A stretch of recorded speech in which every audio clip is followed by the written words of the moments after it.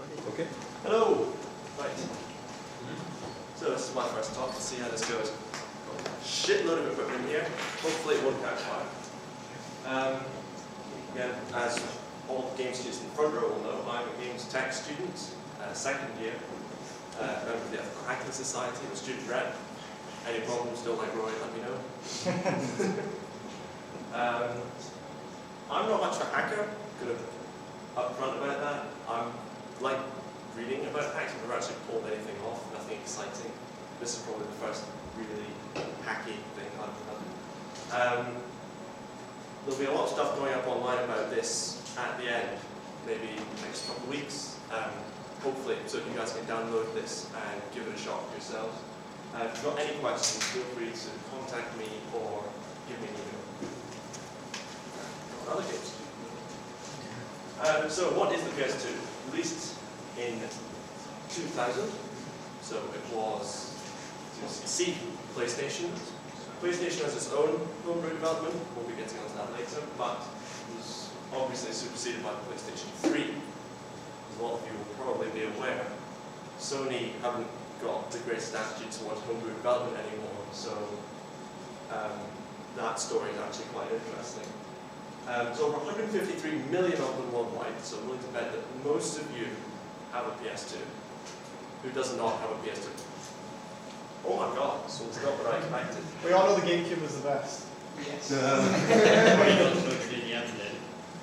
GameCube lost the 6th generation one. I completely disagree. Completely. Okay. Notable things to know about it as far as hackability is concerned. Backwards compatibility with PSX games, PlayStation 1 games. Worth noting that this is not software emulation like the PS3 does with PlayStation 2 games. This is actual hardware. There is a PlayStation 1 inside here, an entire PlayStation 1. So that is, it's on a much smaller board, obviously. So, also worth noting that it was key to the widespread adoption of DVD. DVD obviously being the format which is now starting to die out, but yeah, we'll see how that goes. Internals, proprietary everything. Got proprietary CPU, which Sony have branded the Emotion engine. 64-bit MIPS. It's based on a standard chip. However, it has been radically modified to make it faster and to make it more standard between models. 294.912 megahertz processor. Not sure why they picked that. Later models are clocked up to 299. Doesn't really affect anything. It's mainly to add more clock cycles to add to things like the iToy and other peripherals. Games don't actually use those extra cycles. There's 2 vector units. People doing the PS2 courses will have heard of this. These are basically dedicated chips for doing specific things. First one does things like physics, and you can use it for gameplay and that sort of thing. Vector Unit 2 is specifically for graphics. So it has got a very fast pipe to your graphics memory, to the graphics synthesizer, so on and so forth. It's got 32 megs of RD RAM. That's direct RAM bus RAM.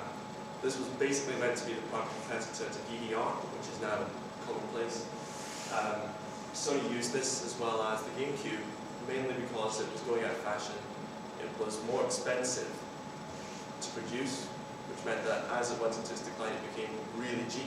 Sony bought up the last of it they could get, and actually RAM bus is still going today because of that.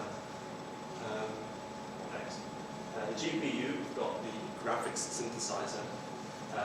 Not really sure what that's based on, but it's got 4 megs of memory, which you can divide up as you see fit. We've been doing a little bit of that in the last few weeks.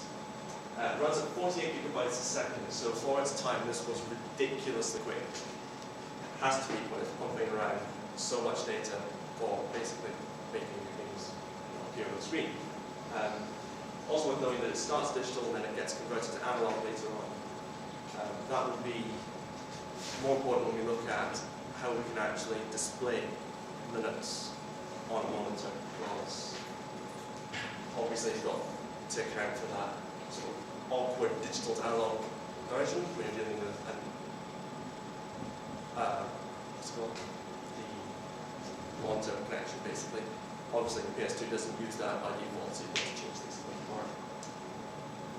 As far as connections go, it's fairly simple. We've got AV, you can connect up composite, which is what I'm using here. S-Video SCART and the EU component, and then sync on green VGA. So that's VGA cables like these monitors use, except they don't sync on a normal refresh cycle like these monitors will. They sync whenever they see green.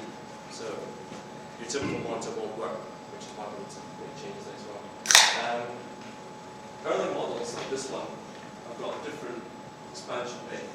The first three models released in Japan, these used a PCMCIA slot. If you've seen an old laptop, it probably has one. That would basically let you connect up to an external hard drive. On there, certain games would let you load data on. One of the Final Fantasy games that springs to mind. Latest models, however, swap this out for an internal hard drive bay. Here on the back, if you can see, I'm not trying to plug it because it won't blow up. On the front, you've got standard connections, two powered USB 1.1 ports, and the FireWire 400. You're probably thinking, what the hell is the FireWire for? Nothing has used it. And you're actually right, nothing has used it. One game used it for networking between PS2s, so you can play multiplayer, but it was the only time FireWire has ever been used by PS2. So the basis for this kit came from something called the Net Yaros, which is Japanese for let's do it together. The idea is that some bigwig in Sony wanted to promote sort of amateur programming in Japanese schools. So the idea was to release a special PlayStation that has got double CPU, double memory, and release developer tools for it so that kids could get in, write code, and make PS2 games. Also had the possibility of making lots and lots of Japanese kids want PS2s, PS1s like that. So it's a fairly unusual system, matte black, comes with a special memory card which unlocks it. Whenever this memory card isn't inserted, it basically behaves like a normal PS1. Cannot tell the difference. Once this card is in, you remove all region locks, you unlock the optical drive for self-burned media, it will run anything you throw at it, and it activates a serial connection through which you can load code on. The idea was that it was community-based. There were websites set up by Sony specifically to help people get along, share code and ideas and games. Unfortunately, they were only restricted within regions, which means a lot of what you'll see tonight is either in another language or lost into the ether. Much cheaper than the original PlayStation development kit, which is about this big, weighs a ton, and costs very significant licensing fee from Sony. Unfortunately, Sony had an ulterior motive behind this. By releasing such a tool for the PS1, it basically qualified it as computer hardware in EU and Australia, meaning they could sell it cheaper, making it more attractive to a wider audience. This sort of carries on into Ya Basic for the PS2. This shipped on the very earliest PS2s in Europe.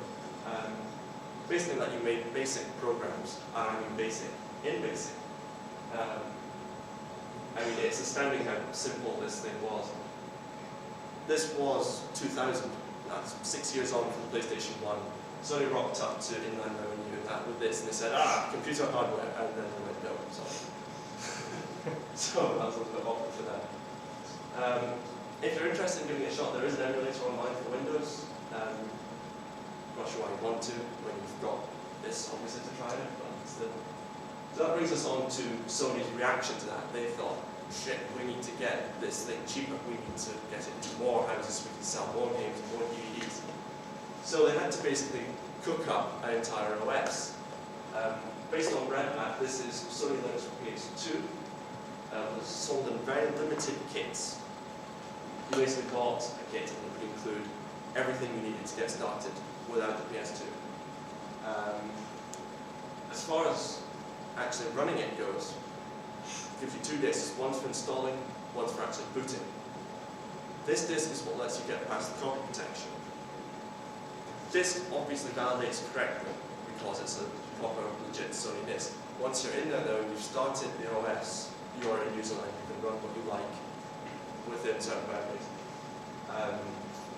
Outside of this disk, there's almost no way to boot an installed copy of Linux at the time. You basically had to have this disk.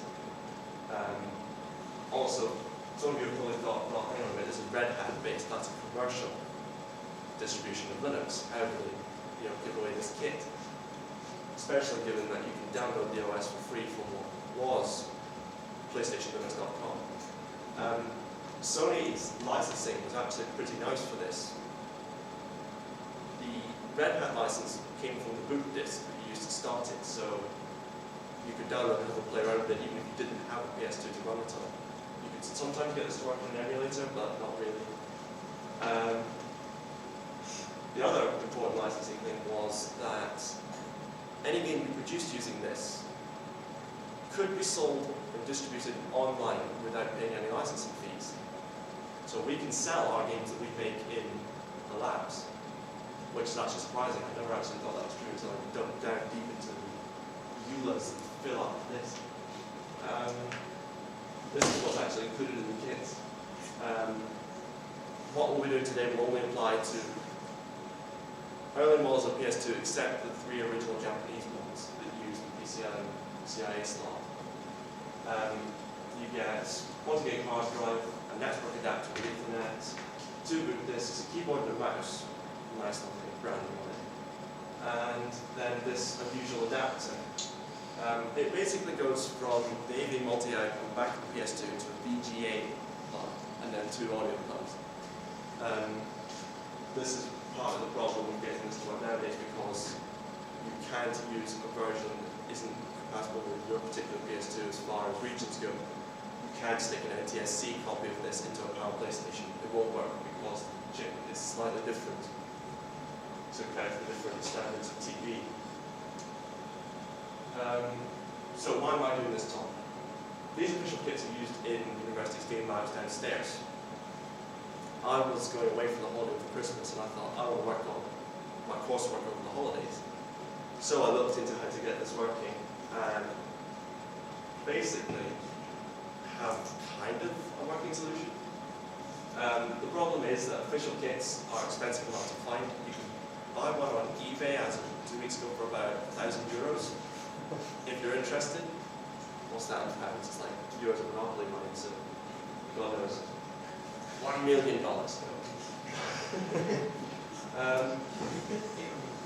The other important thing to note is that when this was actively developed, there was a huge online community run by Sony.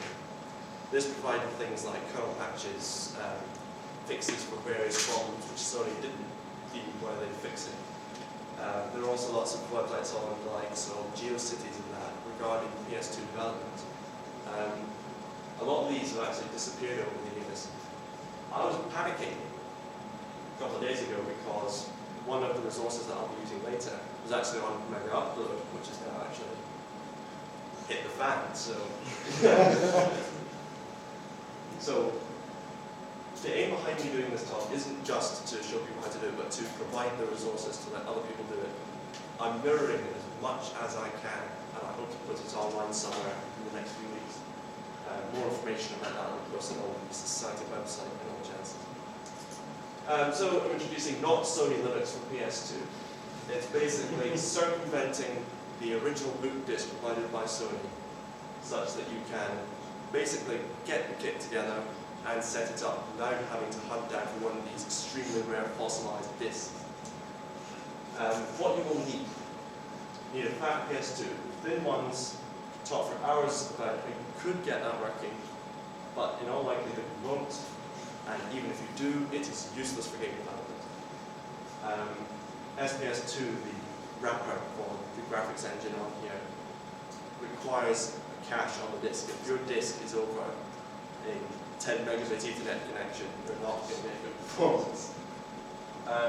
So you want older than the slim one, but you want newer than the original Japanese models. You can find these in a lot of places. They're still pretty popular. In fact, some shops still sell brand new PS2 games.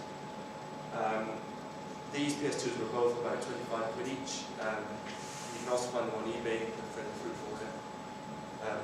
Worth mentioning, the ones on eBay sometimes already are modded. This is through hard mods and that sort of thing. If you have a hard mod, this is much, much easier. You basically just burn an installation disk and do it yourself. You'll also need a network adapter. That is one of these. This basically plugs into the back of the PS2 where the expansion bay is. And there's a small connection on the back. That feeds into the PS2 and gives it an IDE connection, low max power, and an Ethernet connection on the back. Worth noting, the one I have here is a second port, a modem port. Don't get one of these. These don't work. There's a kernel patch which was released on Sony's website for this. Unfortunately, that has gone up in smoke. There's a horrible angry penguin there now, horrible 44 gauge.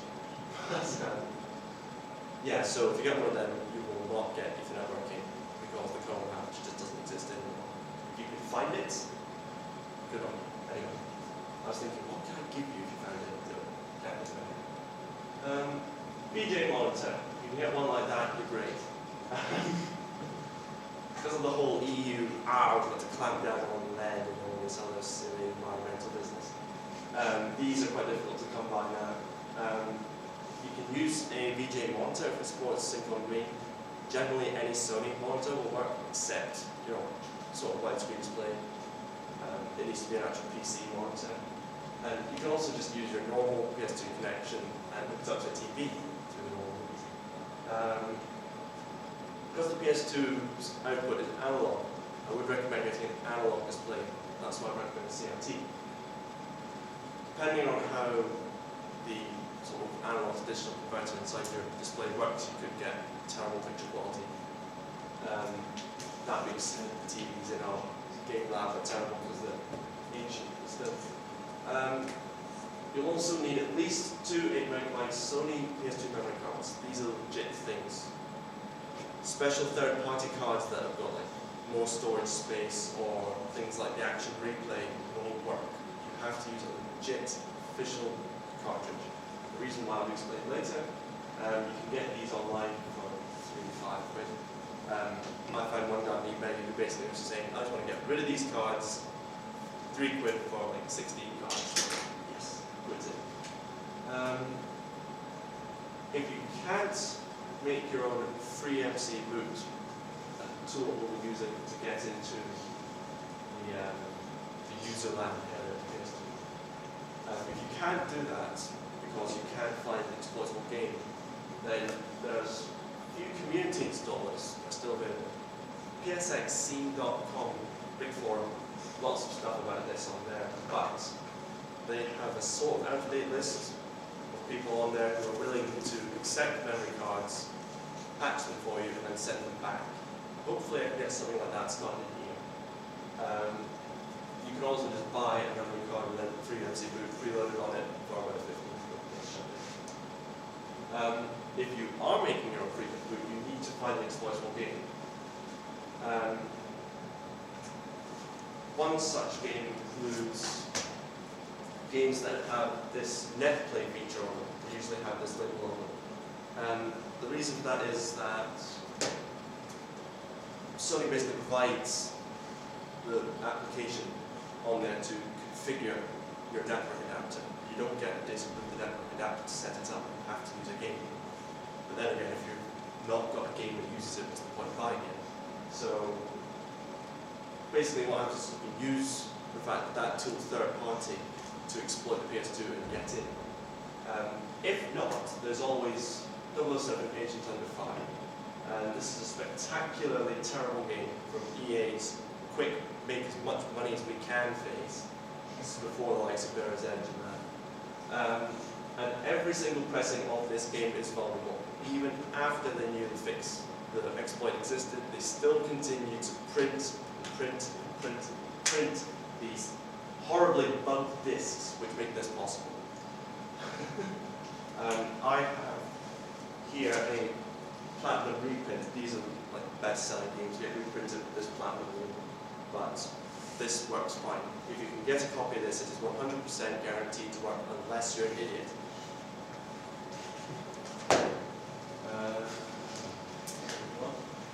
So how can we get around the copy protection? Some of you probably know that PS2 discs are purple. This is similar to PlayStation 1's discs being black. Does nothing, purely for show. It's quite funny because a lot of kids thought like, ooh, purple's important, don't get the disc scratched, and they were extra careful with their discs. What does actually make it work then? A combination of things. You've got bad sectors in the disc. These are basically small chunks of data that have been deliberately corrupted by Sony to make this difficult to read and write for a typical sort of PC burner. You can get some that you can flash firmware, and that will let you sort of ignore these bad sectors and actually write them properly. But very few support this. Basically what happens is your burner, when creating the disk, will think, oh, hang on, that's a problem, and then it will just fix it. It won't even prompt you. Sony have worked with DVD burner manufacturers to make sure that this happens, so chances are you won't be able to get around it. Drag wobble. The layout of a disk is basically a concentric spiral, which is followed by the laser as it's reading the disk. Sony, what have done? In their printing process, they basically made these tracks wobble as they go around. It means that a typical drive will struggle to write that, they're not built to do it. There's an analog line inside the PS2 connected to the DVD drive, which is what mod chips use to get around this. They basically get a motor signal that says, wobble this much, invert it, and then pass it back into itself, which then makes it fly around in a perfect concentric circle, making the disk work. They also put out-of-bounds data on. This is basically extra data like tables of contents, hashes, things like that, that are bound onto parts of the disk that your typical writer cannot reach. They're usually around the inside of the disk, on this sort of dark purple area in the middle. Your burner can't go that close, so it's physically limited by how far it can reach. This is basically what the PS2 reads when it starts up to make sure, is this a legit disk? Nope, it's burned, no thank you.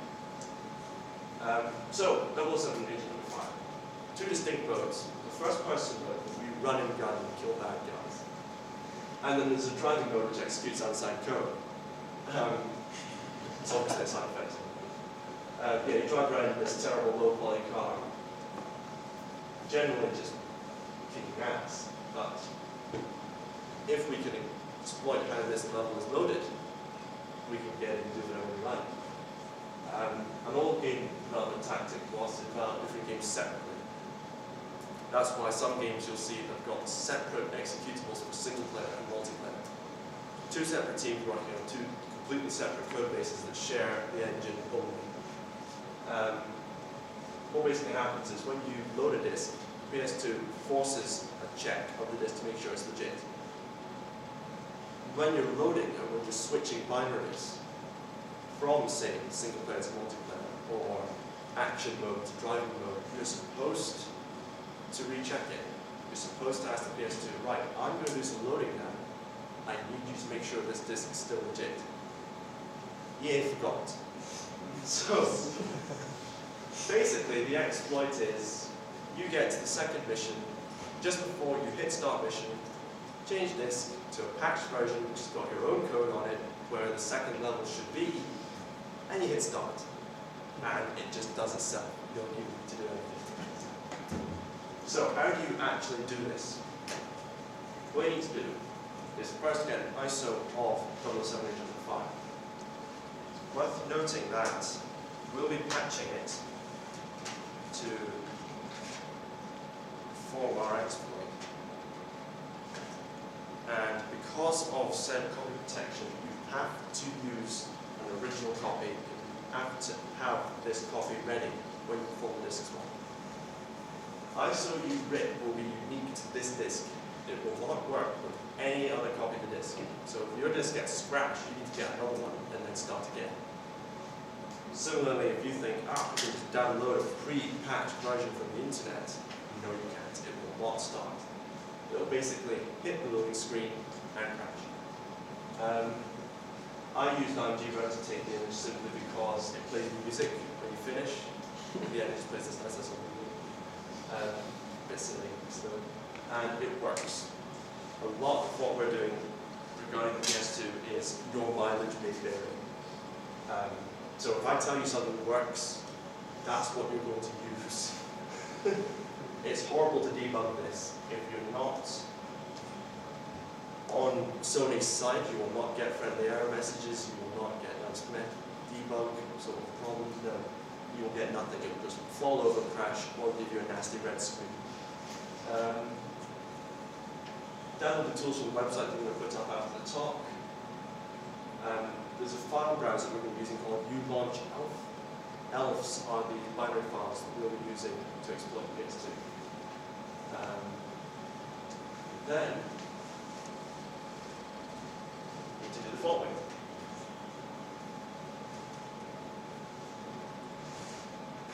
Okay, here I have an original ISO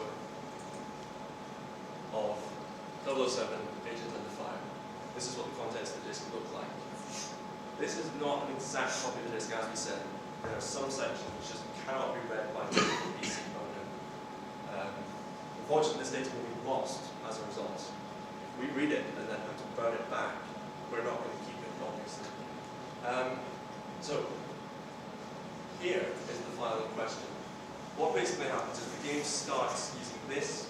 This is basically the bootloading script. It then feeds into the appropriate action mode for your language. So the bottom lines are in your local language. And then when you hit the second level, it thinks, right, this is a driving level, you're going to switch from here to here. And that's where it fails to do a disk check, and that's the file we need to replace in order to run over the code. So I'm going to close this. And open up.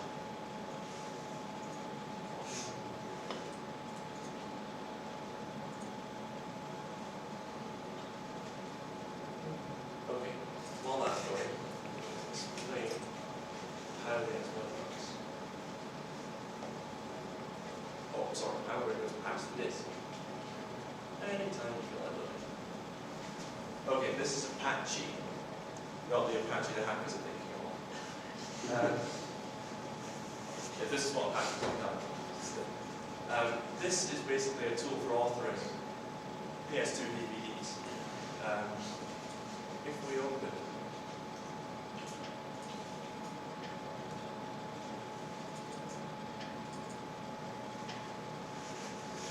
okay, there's our ISO as it was just before we looked. These dictate the contents of table of contents. This is what PS2 uses to authenticate the data on the disk. After it's checked things like bad sectors, after it's checked things like disk normal and so on and so forth, it looks at this to realize where all the files it's going to need are, loads it into memory, and then never touches it again, basically.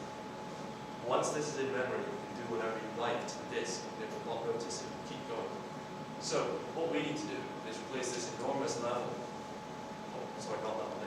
mode data, with our own binary, and then pad it with some extra data to make it fit the same area. And the PS2 will look at it and say, it's not driving well, it's 539 sort of sections into the disk, and it is 915196 bytes big. That appears to check out. Go ahead and run it. This has already been patched as a condition. Lol. Okay. If we select it to change TOC, this lets us edit this data. This value will be its original. We need it to match the size of the file we're going to replace it with. Not that here.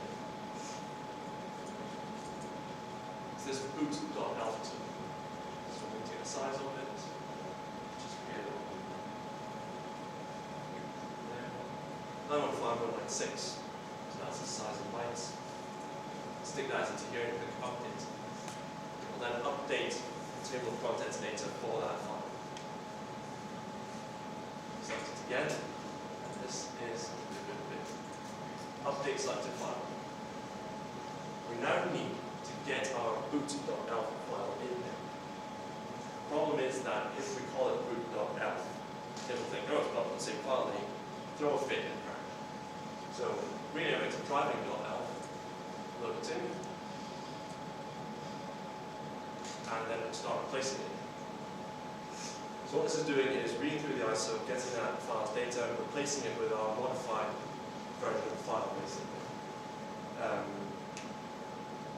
What it's also doing is getting the empty space that we've created and it's padding it with junk data so that it will still look at it and think this is a legit file. It doesn't do an intense amount of scanning because the disk drive in PS2 is very slow. PS3 actually indexes and scans the entirety of its hard disk data when it loads a game. This doesn't. Once you get this message, it means it's successful. Don't get this message, you've done something wrong. If you also get a global error message in German, I don't know what that means. If you don't get an error message, you need to go back and rewrite the disk. These disks are printed to an incredible level of detail. Typically, months would be spent mastering a gold disk for pressing in a Sony factory. It's the only way to print a PS2 disk, basically. If you want to try and get a third-party printing company to do this, they will say no, it's not possible. Not only for legal reasons, but just because technically it is an advanced process. That means that when we read it, we need to read it as slowly as we can.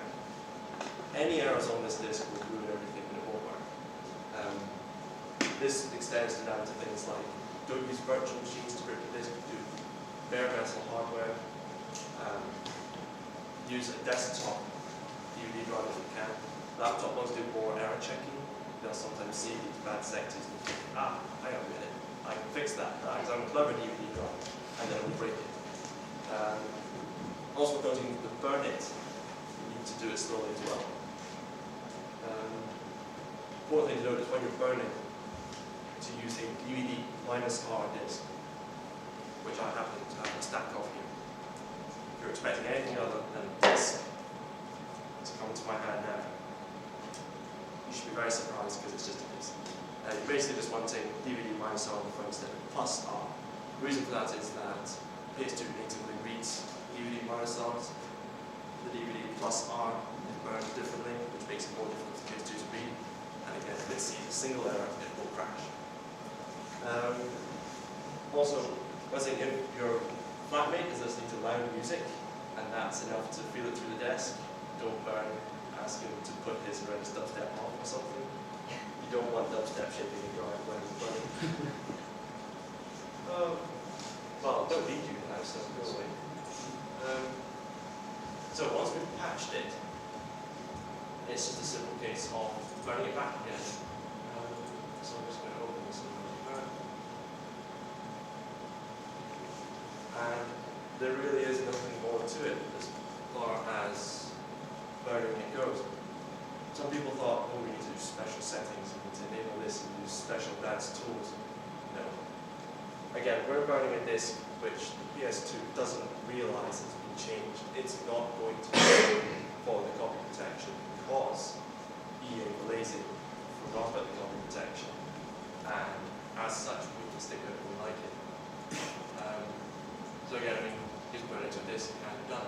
You'll end up with a James Bond double 7-inch amplifier patch. This has got ULaunch Alpha on it. The legit one doesn't, but the PS2 will be normalizing. Now, you can switch on that camera. Show me the Switch here.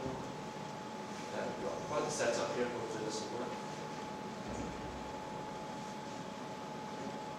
There we go. So, to get our disk swapped, there's a variety of methods. One of the more popular ones is to actually mod the PS2 such that swapping disks involves just flipping the top open. This is easy on the slim models of PS2, but unfortunately isn't possible with these fat ones. There's a bolt here behind the eject button that actually slides shut when the drive should be closed, which means you cannot just pull the drive out, swap the disk and slide it back in. It'll notice. The way around that is just to make your own way. So, to take PS2 apart, there are 8 of these on the bottom. They're not adhesive, so you can peel them off and not worry about damaging anything. Just going to pry these open. There's these plastic ones as well, they're a bit flimsier.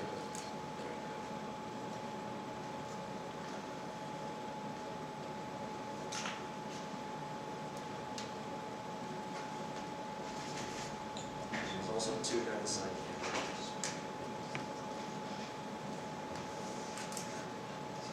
Actually, there's a slide back.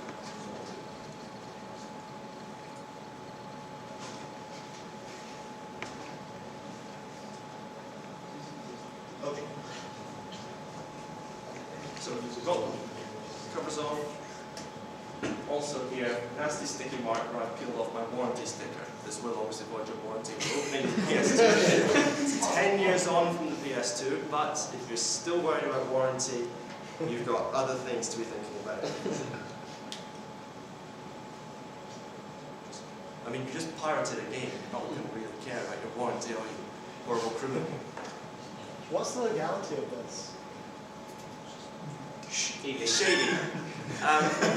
It's worth saying that a lot of resources to do with this have been hosted on SourceForge for a good number of years, and no one's batted an eyelid. That being said as well, though, it's only got about 100 downloads in the space of 4 years, so it's not exactly sucking down illegal bandwidth. Is it ethical? I don't know, that's for you to say. Well, it's your kit, so We're going to be running Linux, so surely it is.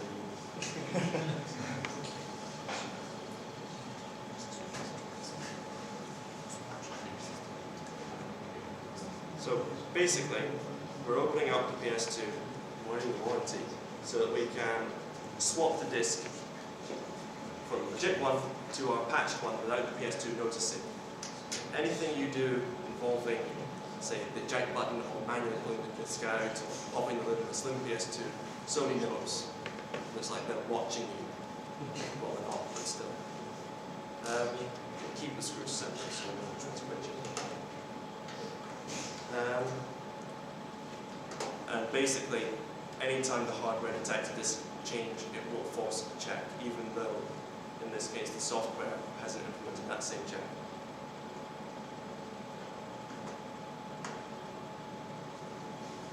The problem is, I've taken this apart so many times that I've ripped the hell out of these screws. So, it's not bad. Viewing my life in third person was a new one.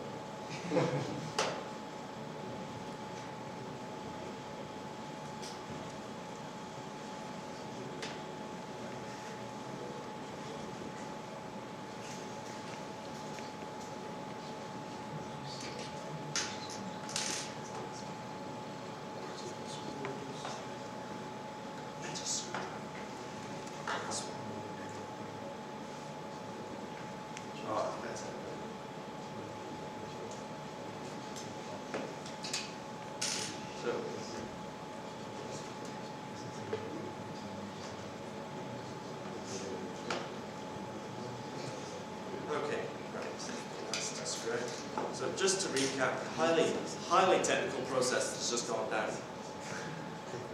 Long screws go in these 4 points, and the short ones go in these 4. It's quite tricky to get these out, so I'm just going to turn it upside down and let them fly.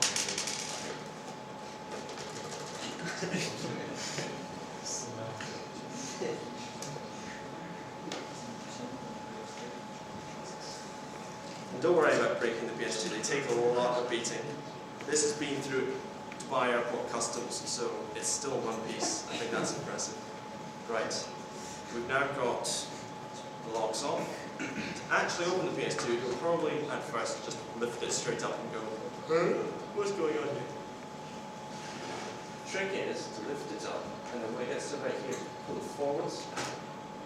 Not pop off. Don't do it too violently though, because there is this ribbon cable This basically connects the body of the PS2 to the little eject and reset buttons on the outer case. Put that down.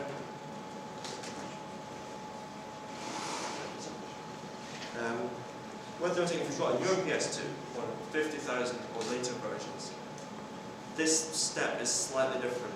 You won't have this ribbon cable for a start because the buttons are actually mounted to the body. For that you need quite a bit more force to get the lid off. So, what do we have in here? Mainboard, power supply, fan, nothing exciting there. These ports for the memory cards and controllers, not much fun. This looks more interesting though. This is our optical drive. Has phenomenally small screws, so decent screwdriver is recommended. Surprisingly, there's absolutely no Torx bits holding this thing together. No security screws, nothing. It's surprisingly serviceable, so if you do get something go wrong with it, it is pretty trivial to get it fixed. I'm only going to pull 3 screws out here instead of the usual 4 because I lost one. So.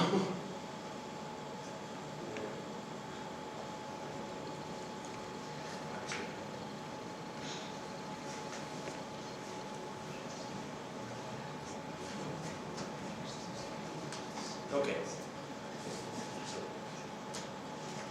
here is top of PS2's drive.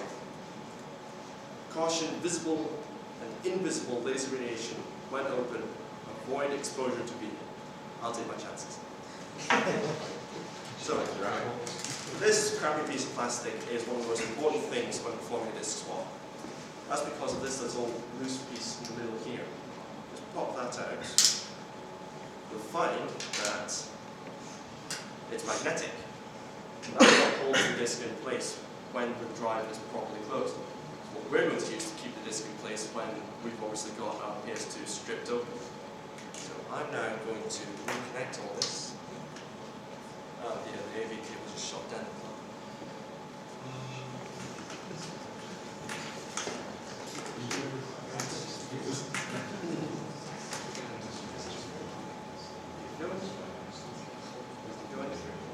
Okay, so turn on PS2.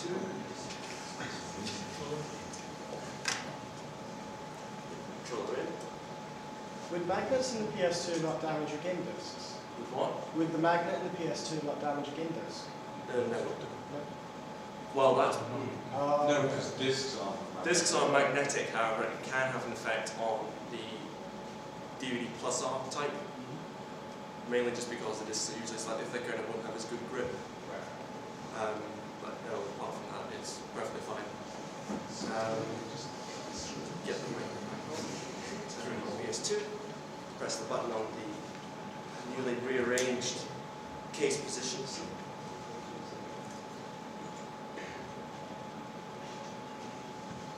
Okay, there we go. Perfectly normal startup. PS2 is none the wiser that it's naked, basically. And look at this. So what we're going to do is just to prove that it is none the wiser, we'll load a disk. So let's just pop the disk on, fire it up, browser.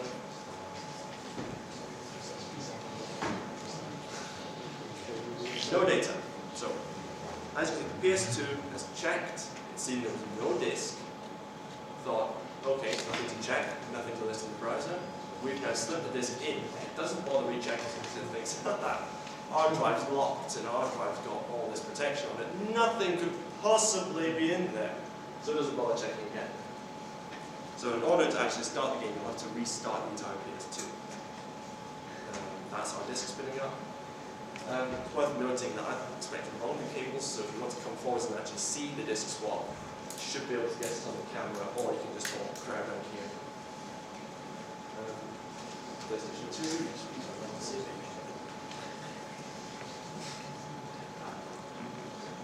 now, seeing as the racing mode is on second mission, that means you need to play the first mission first. So, who is up for playing the first mission of 007 Agent Undercover?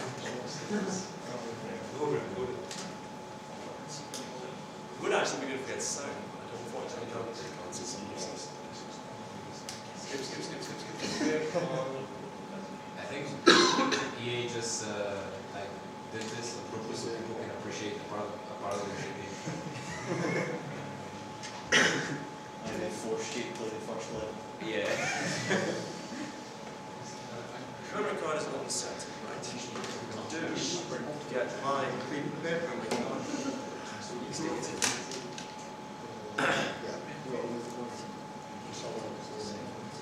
wrong controller.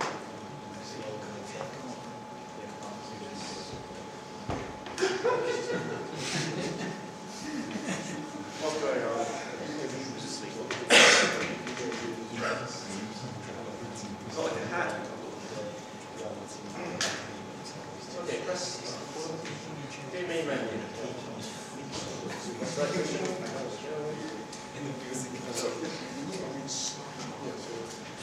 Right. First thing to do, if you're going to do this exploit, I don't know what EA was smoking when they decided on the controls, but they're awful. They're really terrible. You gotta look. You've got move and rotate on the left, and looking straight on the right. So that means that you can turn side to side with the left, and look up and down with the right, and then move side to side with the right, but move forwards and backwards with the left. I'm not sure why they did that. Maybe they accounted for people with 4 thumbs, I don't know. So what you should do is switch to the third mode, which actually changes it. So the left stick is purely for movement, the right stick is purely for looking around as it should be. Put that there. Okay, I'm just going to load the existing save line on the house so we can skip phenomenally long cinematic at the beginning of the game, which is unskippable. And there's our second mission. We'll go ahead and run the first mission. And this is the structure of the mission. When you enter the mission, you get these initial sort of briefs that explain what the mission is about. There's a voiceover that reads it out as well. Explains the controls, and you get this triangle to go back, and then cross to start mission. We'll need to be watching out for this screen later on when we get the second mission. It would be really good if we had said, is there speakers on this? There we go.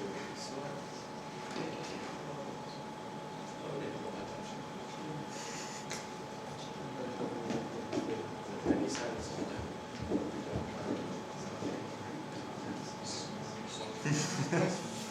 Lol. Okay, there we go. Big evil bald guy with a big horrible solid gold briefcase. Goes into the top secret facility, helicopter flies over to the sunset, all typical Bond stuff. And Pierce Brosnan. There we go.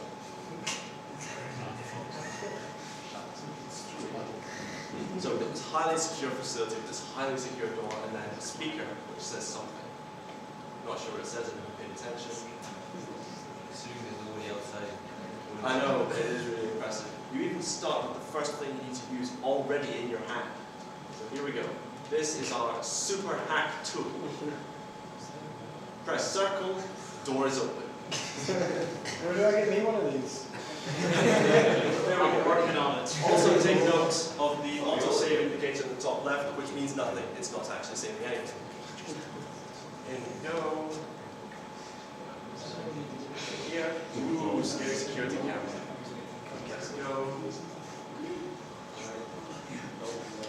Change button.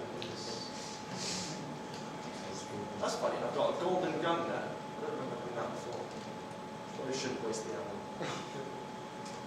Again, let's use our super hack tool. There we go. I could be wrong, but I think that's just the phone. It looks like a walkie-talkie that belongs to one of these like pound shops. Door is open, and guy stood behind the computer, sends it flying. Shoot him. Oh no, too late. Set up the alarm. There we go. Who actually wants a shot of this? Come on. Somebody.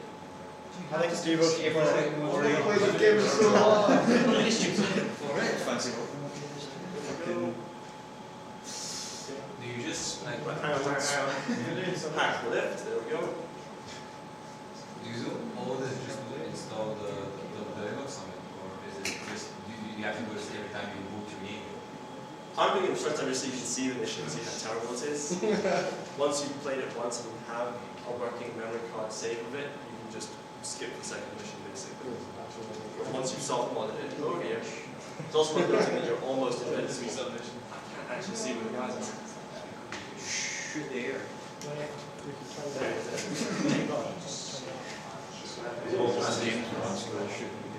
Yeah. Up we go. Oh no, it's a horrible padlock. What are we going to do? Hack it.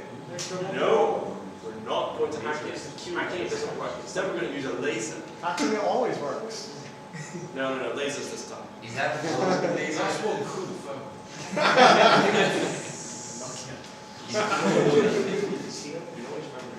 I'll buy a pint to the first one who actually implements this. Challenge accepted. Just one.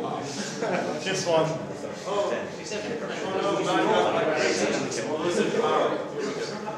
I'll just stand here being cheap. Then you've got like Oh, easy. if you've got the other one, it's cool.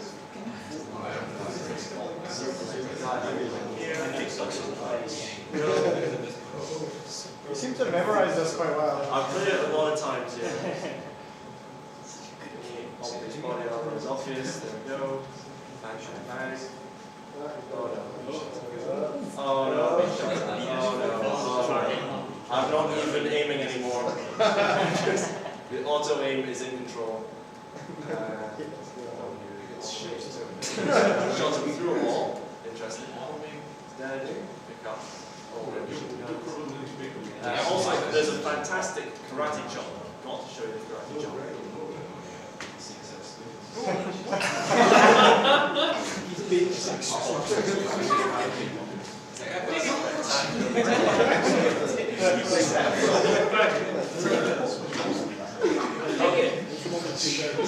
This looks completely legit. I mean, I'm just going to go in here with my fist and my karate chop. Nothing bad is going to happen. Oh, ambush. Oh, yeah, that's good. If you're going to ambush something, why would you use flashing light? I cannot see what I'm doing.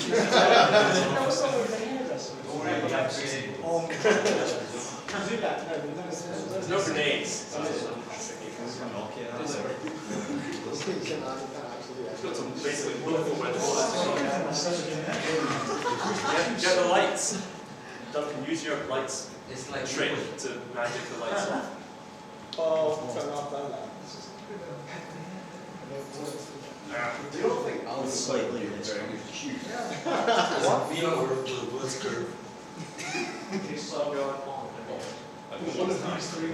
There we go. Another guy. Oh. Hello.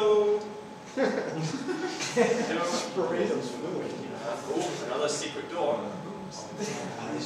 Hack it. Use your phone. Shoot it. Use the magical phone.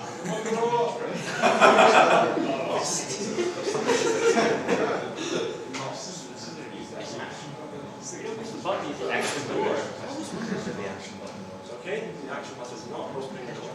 parentheses. Oh, objective complete. There we go. Loading screen.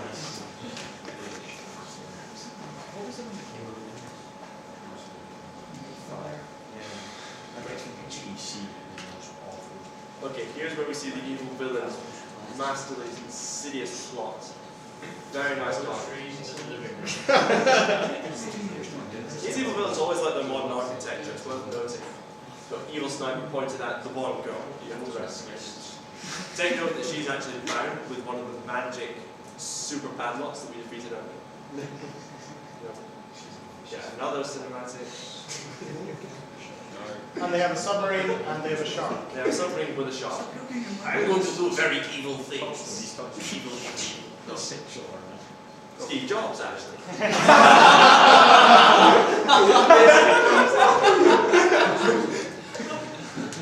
was thinking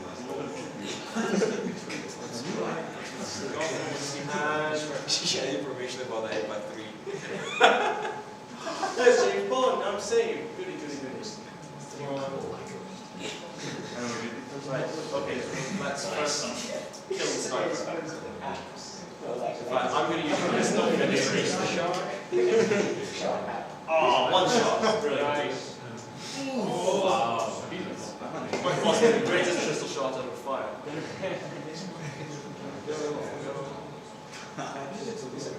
This is better than it was. Call of Duty, the art test is amazing. Nah, come on. That's just. Right, another lip. Hack. There we go. Didn't even have to use the phone or the laser that time. Just hack it just by. Are you sure you didn't just press the button? Nope. No, just force head. Oh no, lots of evil villains. I'm just going to shoot these with barrels. Red barrel. Red barrel's always.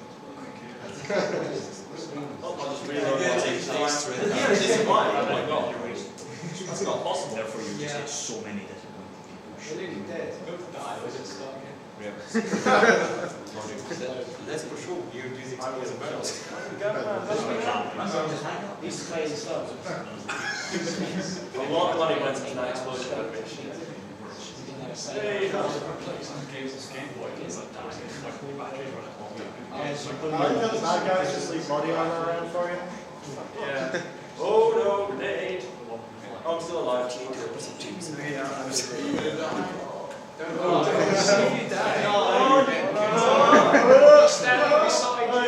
barrel saved me. Oh shit.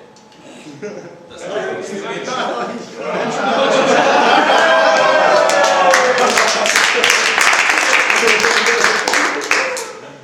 oh, what? We're back here. At least we get more. Well, 17 grand. Andrew, if you die again, you're definitely getting kicked out of home. Yeah.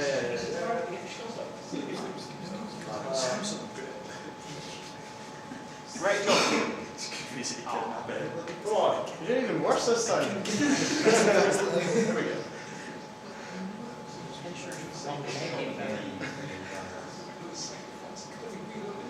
Do you not have a cheat so this is don't die? No. There would have been actually one needed to that, but you have to kill all the guys anyway to the armor rest of the mission. Oh, You can't kill them. That's the final position.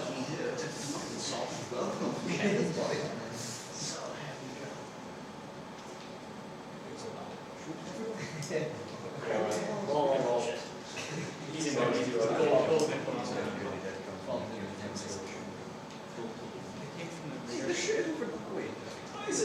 They don't. You can actually stand there and take quite a beating before they'll actually kill you. In some games, if you're behind someone, someone's behind that person, they shoot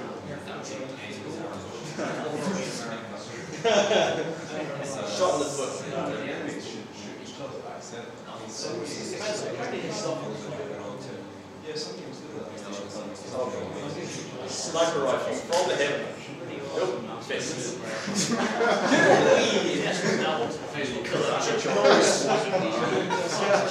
Self-killer bad guy. Chop him out.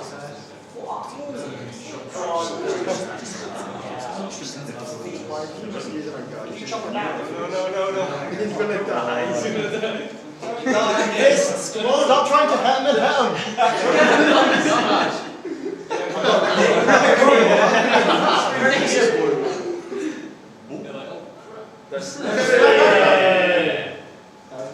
I still have more grenades. Flame grenades everywhere. Try that. Right, Bond girl, that's a safe game. You have a polygon fetish. So you have a hack phone and a laser phone? Why has he got two phones? Different lights, man. Hey, safe Bond girl. Change state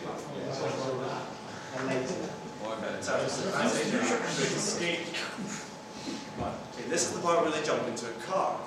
That would obviously warrant loading the driving levels. Oh my, 36% accuracy. You have to do this every time you want to go out winner. No, you have to do this the first time to get the software working. Drop this mission slide screen again. We're going to go and select the second mission. Get the briefing. Continue. Then we hit the controller and start screen. like you've actually earned. This is where we want to do this thing. I'm going to unplug this. Plug in the PS2 camera. There we go. Can we get the lights back on? Come on, light, putting on personal. Okay, so as you see, we've got our disc spinning. The game's actually still running. It's playing music and everything.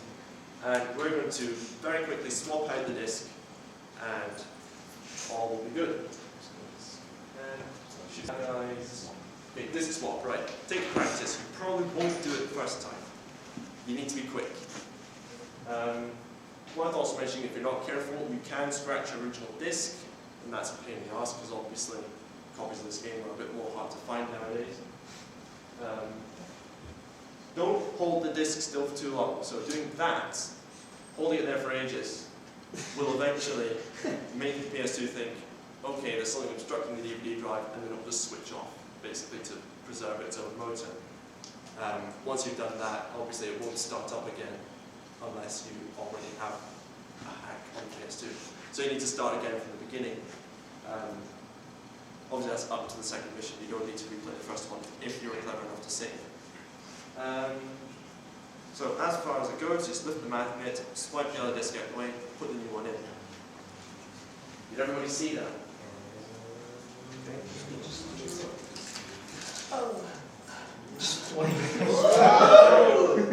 Okay, my new disk is in, spinning up. You won't be able to see it, but there is a laser on there, and it is checking the disk. Note that this is just checking the disk to say, okay, there's a little bit of a read error there. Not really sure what happened, but there was a read error. It scans around a little bit looking for what it was trying to find. Once it's found it again, it basically sits still, and that's your green light to form the soft model. Switch back to PS2. Again, the game is still running. You can see the monitor is still rolling around with funny CGI effects on it. Music is still playing because that's already loaded in memory, as is our table of contents file that we modified earlier. Start mission. And there you go. You are now running userland code on the PS2.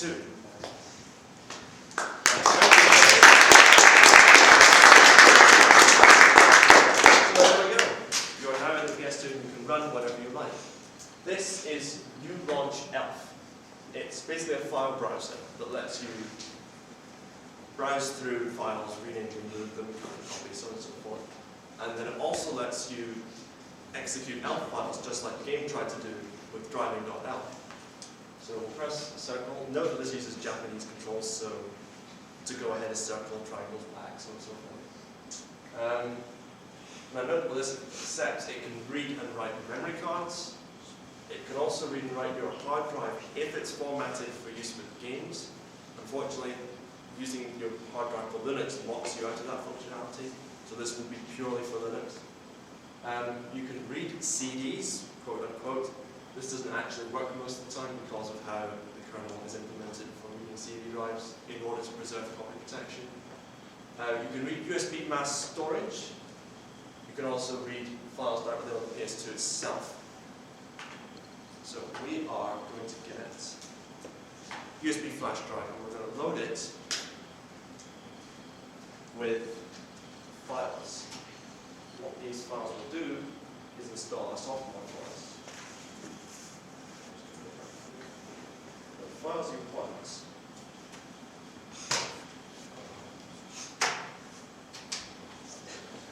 okay, you want to first off load the free MC boot installer.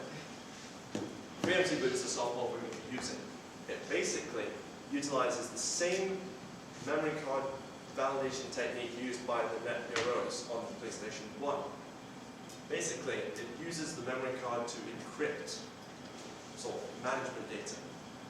So when the PS2 starts up and checks its memory cards, it'll think, hang on a minute, this is a Sony maintenance card, I'm being serviced, and then it will basically do whatever it says to do on the card, be it provide debug information or clear such and such a cache, reflash firmware, and so on and so forth. These are the contents of the USB drive. You can copy these on wholesale from the package that I'll provide. So the important ones for now is this FCMV install. This is basically an ELF file that will launch an installer. Inside the install directory, you can apply or load some extra ELFs to add. This would normally be populated with things like a media player, something called HD Loader, which lets you load games from your drive if it's formatted for it. There's other applications that run various types of patched disks. Note that the softmod will not run backup games off the bat. It has to be patched first. If you want to run backup games without having to patch them first, then you need to get a hard mod, which basically corrects from the disk model. You can also load in kernel modules. You shouldn't have to change these, but if you're getting compatibility problems, messing around with this might help you. Also on here is kloader, kernel loader. This is basically our replacement bootloader that replaces the one that ships on Sony's official Red Hat CD. This is the big blue screen you get when you first turn on PS2 in PS2 labs. This will replace it. We basically give it a little information and it just starts the OS. Pretty cool. Also, we need to provide our own copy of boot.elf. This is basically you launch Elf in Arcade. And we need to include this BW Linux folder. Because the kernel in PS2 is pretty badly implemented, it's very rough and ready. Sony basically put this out as quickly as they could so they could get their VAT stamp from the EU and Australia. So there's a lot of functionality that's left out. There's other functionality that has been intentionally removed. One of this is reading memory cards. Sony didn't want people getting this kit and ripping apart how their memory files work, because it would allow people to use exploits like this to work out how to pull them off. Needless to say, it didn't last long, people found their way eventually, but it means that anything you put into the PS2 memory cards has to be in a folder called BW Linux, and it has to have these configuration files in it. These are what basically set up the different modes, like single user, if you break something, you need root access to fix it, normal booting, maintenance, so on and so forth. Finally, there's this configuration file, and this configuration file. This one here sets up kernel loader. You don't need to do any of this at all unless you know how to do it. But this is what basically is fed to our kernel. This file here is a configuration file that tells FreeMC boot what to do, where to look for different types of things. There's a lot of settings in here for things like ESR and that, which we can't use because we're using our drive for Linux, but they've got to stay in there. So once you've loaded that up, basically,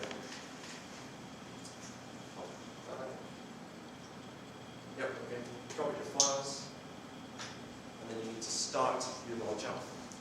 So we're going to plug in our mass storage.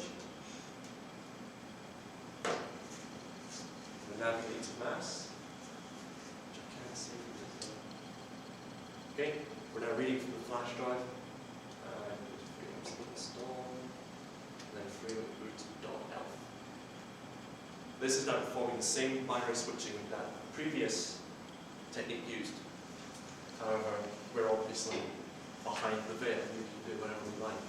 This is the installer for FreeMC boot. There are a few things to note about this. First off, that your memory card needs to be empty. Even if you go through the browser and delete your saved files or copy them or back them up, you need to format the memory card, otherwise you will have problems. Question? No, sorry, I was stretched out. So I will now take out this memory card, which has 007 saves on it, put in a new one, and we will format tech memory card. This will delete all memory card 1 contents. Oh no. Okay. Okay, that's it. Cleaned out your memory card. Memory card is actually just a FAT32 system running on a fancy piece of hardware. But the important thing to note is that, this is the reason you use an official Sony card, there is basically an encryption chip on there called Magic Gate. That's what encrypts data that goes in and out of the flash drive. It's a bit silly though, because you can use a tool like this and it just goes through the encryption anyway, you don't even need to think about it. go to multi-version install. That's what I would recommend anyway. This basically sets up FreeMC boot on your memory card such that it will work in any PS2 you plug it into, including the Japanese ones, slim ones, other regions, no, not other regions, and it will work. If you don't do a multi-version install and you just choose normal install, it will only install it for your specific model of PS2. That has its downside. That means, for example, that if, say, something happens to your memory card, or if for whatever reason your PS2 breaks and you have to get another one, if it's a different model, you don't have the soft mod anymore, your limits won't work. For example, if this PS2 was to break right now and I had to switch to that one, I would have to re-perform the sort of 007 shoot up bad guys, then exploit all over again. So I'm going to go ahead and install the multi-version install. Okay, here we go. It basically is now using PS2's unique signature to create a copy of FreeMC boot that will sit on the memory card and it's encrypting it with PS2's unique data. This is things like its DVD encryption keys, so on and so forth. It's also using data about the memory card. That means that the copy that will be installed to the memory card is unique to that memory card. You can't just go to the file browser, copy files to another memory card and say done. Won't work. Here we go. Copying over the current modules we saw earlier. And also copy over a configuration tool so you can set this up to your liking. It's fairly customizable, you can change the colors and things in here. If you want to add extra applications, they'll also be in the list. Should be done, there we go. So I'm now going to shut the PS2 down using our remodeled reset button. PS2 off now.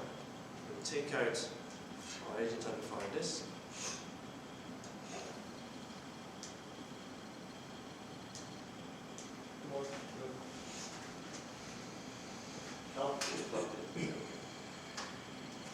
Okay. So what have we actually done? We've just formatted the memory card with this maintenance data, but what does it do then? You know, does it just give you a prompt? Does it do something else? No. What it does is this. The projector is now scanning all the channels it can, trying to find the PS2. There we go. There we go. It's that easy. Every time it starts, it really soft mods from scratch. It's a pretty clever system because it means you don't need to modify its internals at all. There's no horrible chips you need to solder on and possibly break things and so on and so forth. It basically just gives you a slightly modified menu with more options. So there's options here for installing more copies of FreeMC boot. So if you've got 8 of us to do this, you can say, I'm already soft modded, I already can run the installer, give me a memory card and I'll go ahead. You can also continue to play normal, legit PS2 games. If you set it up, you can run patch backups. So if you want to keep all your disks safe, you can do that. And you get ulaunch ELF for browsing files and moving things around and naming, so on and so forth. And then you get this kernel loader application. I'm going to start that up. Okay, you then get this rather silly looking loading screen with a fantastic piece of clip art. And then you hit this. This is our bootloader, basically. We set up things like what kernel to use, and so on and so forth, things like that. So we can say, run an example kernel, and just boot it as it is. It'll load all our modules, load our kernel into memory, load any sort of initial data you need, like a basic RAM image, for example. And as you can see, it's actually running something that says PS2 test kernel is working. Now you can select the Linux kernel from the kernel root menu. So I'm going to turn this off. And I'm going to swap in our drive. So here's my drive. This has got Linux already installed on it. I'm just going to go through the exact process.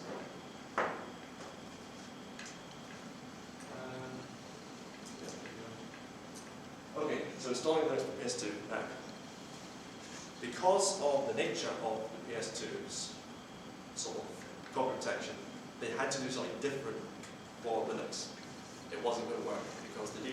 protection shouldn't be able to access things like hard drives in the way that Linux has to in order to work. The problem that creates is that we can't make a fake disk with the installer data on it and just run it. That won't work. There are ways around it that I'm looking into. I'll probably have to get back to you on that at some point. But for now, we can get away with using a legit disk, and a legit PS2, with legit equipment, installing it, and then just imaging its hard drive.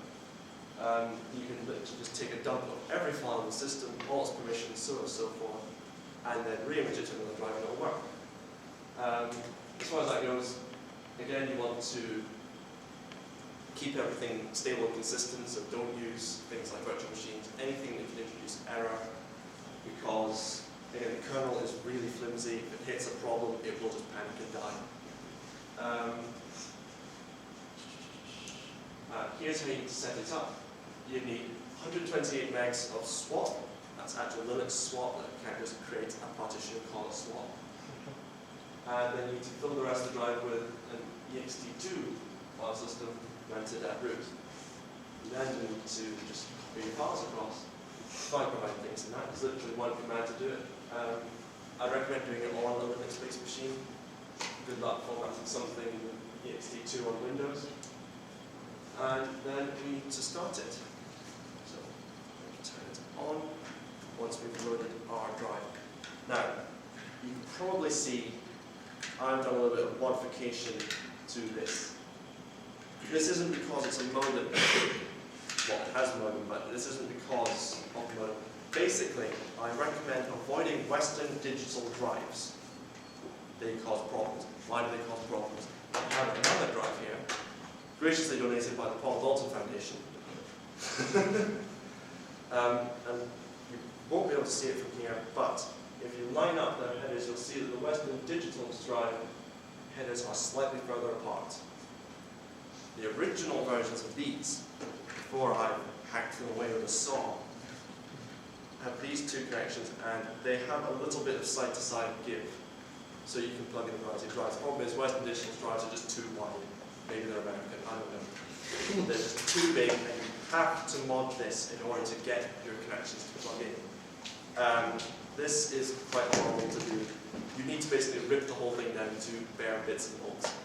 Take the front cover off, take off different layers of circuit board out. I don't know why there's so many circuit boards in there. Once you're there, you need to get these little headers. There'll be a mounted piece of metal at the bottom. Strip that off. Strip off the mounts underneath that they slot into so you don't electrocute them. And put them all back together. I put tape on here just to make sure it doesn't zap anything.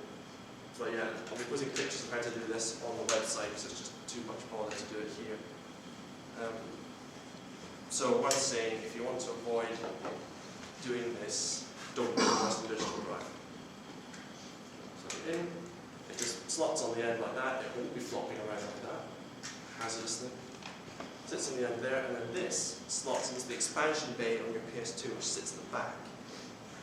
If I could just do this.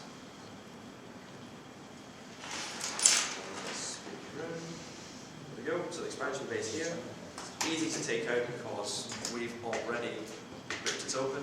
Just use a screwdriver, and it neatly slots in there.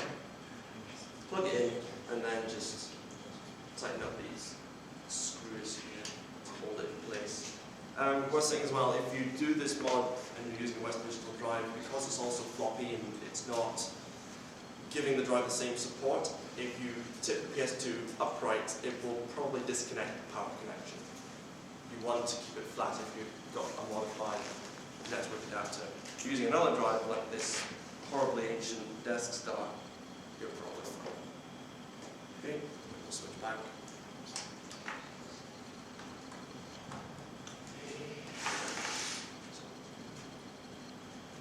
Now I'm going to turn it on. And it will hit. Yeah, it's picked up a memory card with a really soft one.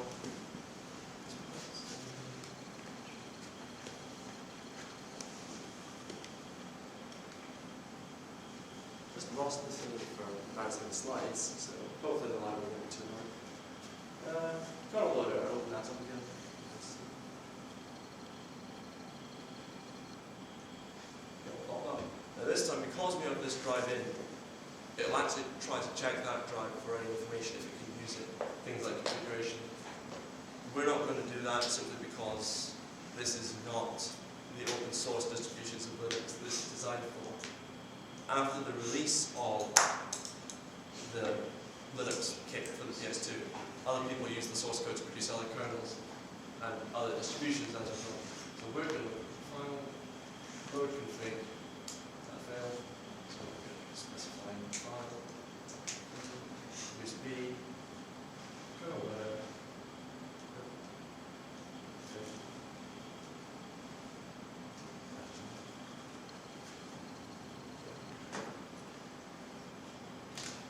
Sorry, Robin.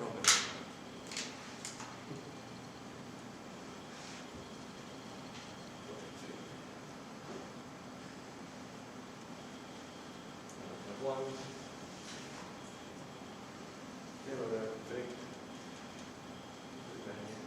Because I've already set this up in a basic way that it will boot, it's going to boot. So I'm going to copy the kernel off of the memory card that we loaded on. You'll hit this error the first time you try to do it. This is because of these kernel problems I specified earlier. SDR/DRV is to do with sound, basically. We're just going to skip past and ignore it. Sound is quite finicky because each game implements it slightly differently. Side effect of that is that each game needs a different module, so you just need to play around with it until you find a module that works. We're now booting.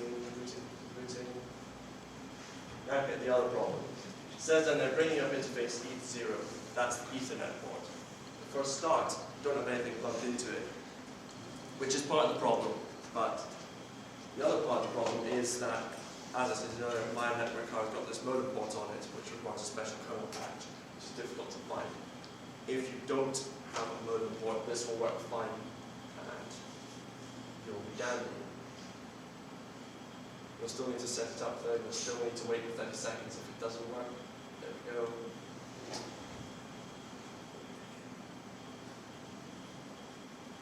Okay, starts an SSH, so that's what we use to run commands on the PS2, and then we get a login dropped. Here, it's all exactly like it is on the labs. One more thing we need to do before we get started. Log in, I'm going to go root, password is password. Oh, my bad, keyboard's not loading. Oh, that's unusual. There.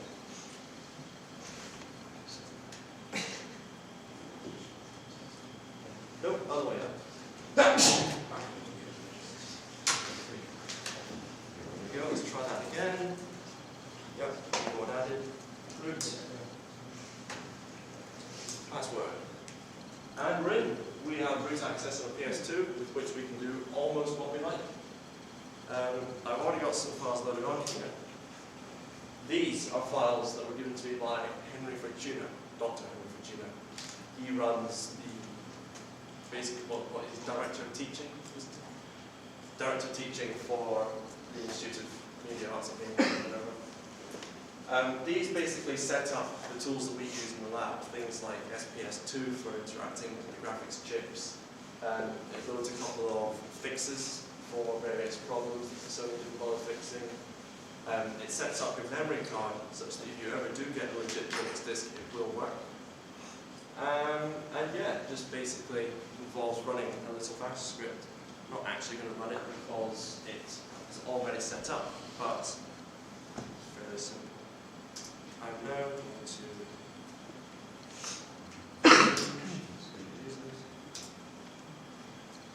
okay, CD run.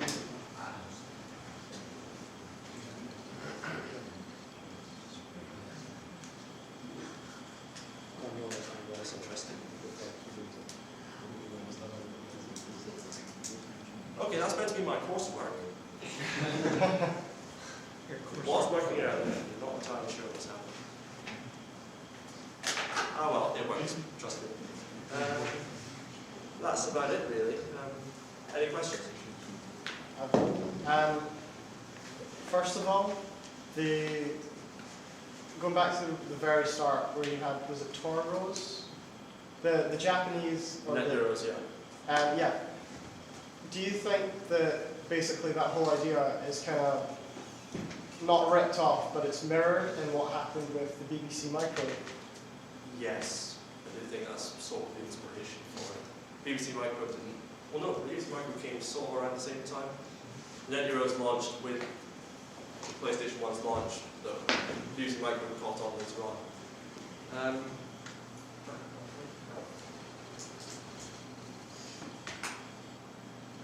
Oh, yeah, sorry, this is just basically what's available. There's a few guides on the internet which I'll go over, which I'll show you to set up things like this. Okay. No, I mean, there's other platforms that are basically talking about the idea, like, I say XNA for the Xbox 360 is all about community. There's a massive forum. It's basically full of people asking, how do I do this? How do I do that? And then there are people who just like, do this stupid move. I mean, yeah, it did get Sony a big, significant reduction in tax on PlayStation. That was the ultimate goal, but it had a positive side effect, which makes things like this possible. And you mentioned that this is the kind of same setup that they've got down in Games Labs. More or less. Is this the process they use to get it like that? No, they have the legit discs from Sony. They just put it into and tell them it works. We can set this up so that Salt does the same thing. You can basically configure both pre-MC boot and kernel loader just to automatically proceed on and boot just straight from the terminal. A bit more confident. Are your files on the hard disk on it? Yes, the files that I was just listing, they're on the hard disk.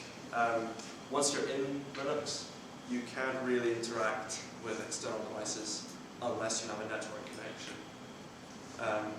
For example, to get these cache files in, you've got to use a memory card. Again, I'm putting more steps on the internet, but the important thing to note is you cannot access USB mass storage through the kernel. It's a 2.2.1 kernel, and USB mass storage was 2.3, I think, or 2.4. There's basically no USB mass storage support, so you have to get files in some other means. You can't burn a disk because you have to somehow trick it into thinking there's a disk in there. If you just put a disk in like that with disk swap method, it will still think, oh, there's nothing in there. Is there any way to run a more up-to-date version? Yes, there are several open source distributions, including a live CD, which is actually interesting. They're much more up to date, however. The objective here was to mirror the setup used in the lab downstairs for students. Setup for that is much easier, and there's lots and lots of resources online for getting that working. The live CD is really easy. How it works is basically you need a soft mod already. But because the soft mod chooses not to read certain parts of the disk, although it doesn't correct for the disk problem, it will still boot because when you burn it, you basically burn it as a movie, and Linux installation will open in the DVD player. You'll watch 3-4 seconds of garbage movie, and then the Linux installation will start. It's pretty clever how that works, but it basically thinks it's a DVD, and then suddenly it's not a DVD, and they're doing what they like. The side effect of that means that every DVD player chip in every single PS2 can run unsigned code when exploited. That's the funny part of it. But yeah, there are plenty of open sources of distributions. Black Rhino is the most prominent one, and it's the same project that developed kernel loader. All the defaults are set for booting Black Rhino. Yeah, first question is, the dev kit you get from Sony, what's that? Is that like a different console? Is it just a CD, or what's that based The on? Linux kit from Sony is basically the same as this, except you get official disks with which to install and boot it. The proper full-on dev kit is basically the same shape as the PS2 but mirrored, so it's got two big chunky bits on both sides rather than flat on one side. It has double the memory, double the CPU, so that you can run an optimized version of the game with no problems with developer tools and things like that. It doesn't really run Linux, it runs something like Linux. You do all your development on something else and then load it on through a serial connection. The issue with that is one can get them on eBay, they're a few thousand quid, and to buy one new from Sony, we're talking tens of thousands of quid. Because basically buying one of these kits grants you an official distribution license with Sony. PlayStation 3 development kits, like the ones over there, and the ones downstairs in the labs, they were donated by Sony. They are just ridiculously expensive. So, and the CD you said that Sony can give you and you pay for. Yeah. Does that just work straight up on any console, or has it got to be? It will work on any console that's compatible with Linux. In the same way that this will run on any console compatible with Linux. So just by putting in the CD, it would literally. Yes. So it will start a Linux runtime. So as long as you've got a copy of that disk, you wouldn't need to make any changes to your PS2? Correct. The problem is that you need that disk every time you turn it on. Okay. Which is why I was able to install it, but I had to find another solution for starting it up every time. And when you install the exploit through the game save, does it write to the hard drive as well as the memory stick, or is it just on the... No, it doesn't even write to the memory stick, it's purely to the memory card. So if you've got that memory stick and stuck it into your friend's PS2, would this work? If it has the multi-version of FreeMC boot installed, if you've only installed it for your version, it will only work if their PS2 is the same model as yours. So it could work just with... Yeah, you can even get your hard drive installed too. Oh, okay. Why do you think Sony removed support for Linux in PlayStation 3? Because somebody found a way in that they weren't expecting. The kernel here is really stripped down to the point where you can't read disks that aren't formatted by Sony. It still performs the full copy protection. The reason the kernel is so bare and so locked down is so that you can't read how that works and understand how it works and produce your own fake games. Somebody found how to do that with the PS3 and they pulled the plug. It's basically the story of it. You can still run Linux on your PS3 if it's one of the old big ones, not the slim ones. And if you haven't updated past software 2.6, I think, 2.6 maybe, basically once you update past that, it will wipe out any Linux installations you have and prevent you from installing any more. That being said, there's still a Homebrew Society, the community for the PS3 regardless. How legal is this? How legal is this? We technically did produce a fake copy of 007 Agent Under Fire, but it wasn't really playable, so that's debatable. As for opening the PS2, that's probably violated hundreds of laws.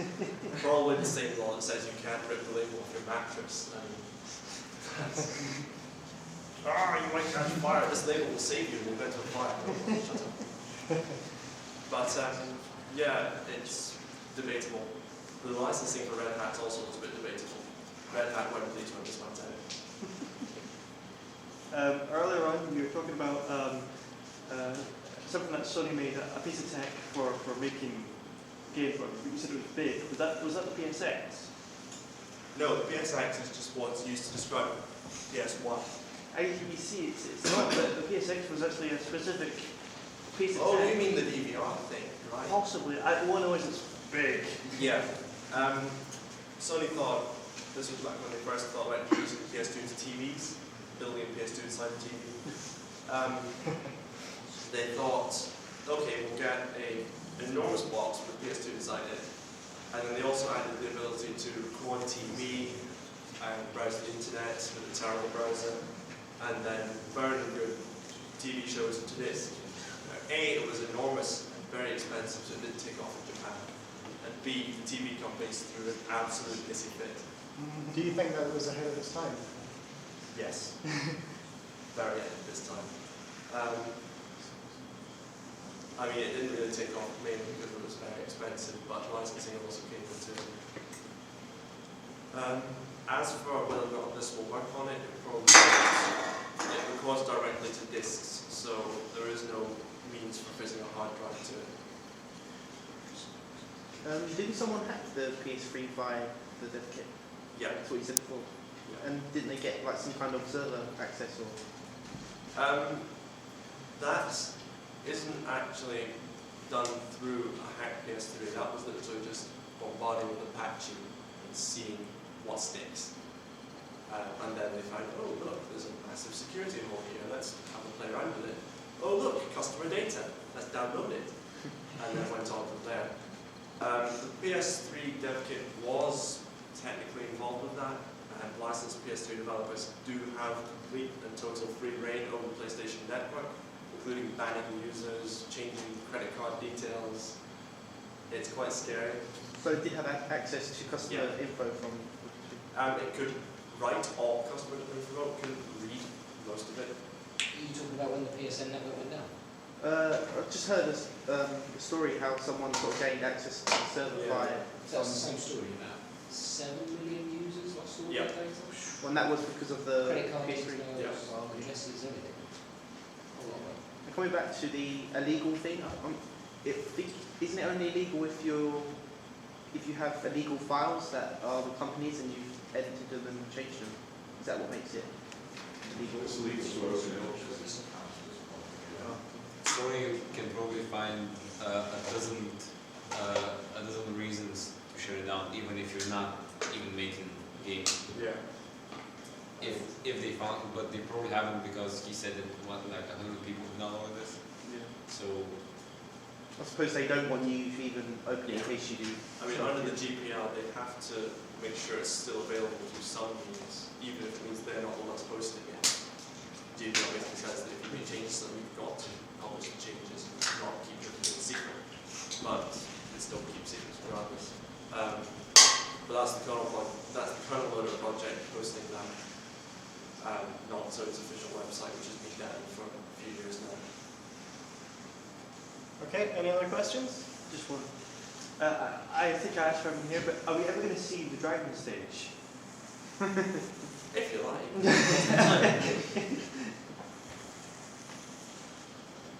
We need to be out in 20 minutes after to pack. It doesn't matter. Next time. But yeah, that's my lot. Yeah. Got it? Yeah. Thank you very much.